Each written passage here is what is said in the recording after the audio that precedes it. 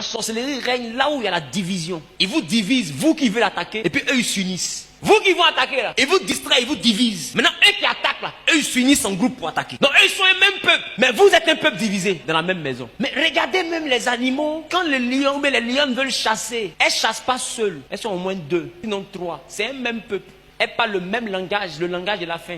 Elles ont une même vision, faut tuer un animal aujourd'hui. Donc, même si avant elles se battaient, mais quand elles voient les biches, ma copine, c'est qu'elle fait, on laisse tomber, on a faim. Tu as compris, elle dit oui, ma viens, je te laisse, donc toi, bloque-toi là-bas. Toi, mets-toi là-bas. Moi, j'ai pas la mode, moi je la poursuis. Donc quand moi je la poursuis là, elle va vouloir partir comme ça. Si elle s'en va quand toi tu la poursuis comme ça, pour que toi tu t'apprêtes, tu la mords, si tu l'as loupé. Et puis elles sont organisées. C'est un même peuple. Alors qu'est-ce qu'ils font? Il y a un groupe qui poursuit le troupeau. C'est pas le troupeau on cherche celui qui va s'isoler. Parce que tant que vous êtes un peuple, ils peuvent pas. Ensemble vous êtes forts. Alors il faut casser un élément du groupe, il faut l'isoler. C'est pourquoi quand vous êtes dans vos familles, quand vous voyez que la division essaie de régner dans la famille, c'est que le diable vous isoler, c'est qu'il a un programme d'attaquer. N'attendez pas que quelqu'un meure pour réaliser qu'il vous a distrait. Là où il y a la division, c'est que Satan a un projet, il se prépare à attaquer. Parce que quand les lions veulent tuer, c'est qu'il se passe, elle distrait le troupeau. Celui qui s'isole, c'est celui le projet arrive. C'est lui qui est la vraie victime. Et pendant ce temps-là, comme ils sont pas un même peuple, qu'est-ce qui se passe? Les autres continuent leur chemin. C'est son affaire. Qui se dégoûte de manière, on n'a pas même maman.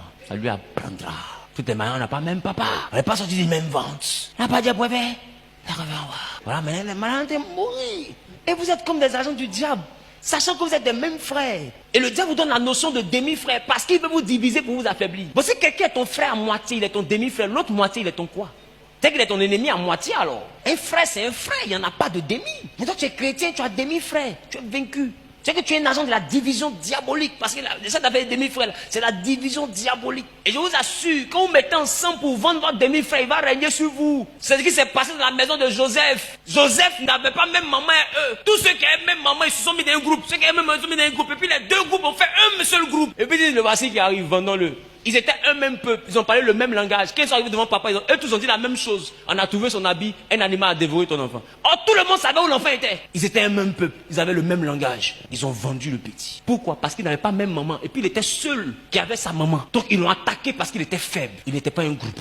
Mais quand il s'est basé plus tard, ils se sont prosternés devant lui. Il faut faire attention à vos principes de demi-frère où vous levez contre une personne. Il va vous commander. Si vous ne faites pas bien, il va vous nourrir. Il va nourrir vos chiens, vos chats et même vos souris. Faut pas faire que quelqu'un va dominer sur toi pour rien. Et le principe qui fait que nul ne pourra dominer sur toi, c'est l'amour. Si tu rentres dans un combat qui n'est pas en harmonie avec la volonté de Dieu, tu t'apprêtes à ce que quelqu'un règne sur toi. Je parle à quelqu'un, je bavarde.